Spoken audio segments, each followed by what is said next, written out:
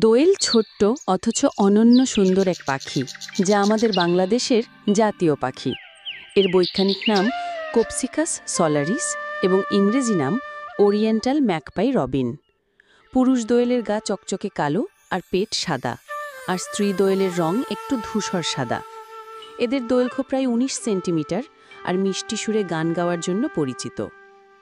দোয়েল আমাদের চারপাশেই থাকে, গ্রাম, শহর, বাগান, এমনকি বাড়ির আঙিনাতেও।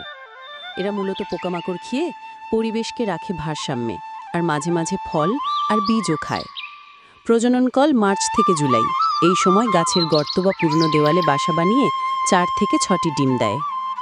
দোয়েল শুধু পাখি নয়, এটি আমাদের সংস্কৃতি আর গর্বের প্রতীক। ২ টাকার নোটে, দোয়েল চত্বরে আর মানুষের মনে দোয়েলের স্থান চিরকালীন। তাই আসুন আমরা আমাদের জাতীয় পাখি দোয়েলকে রক্ষা করে এবং প্রকৃতি বাঁচাই।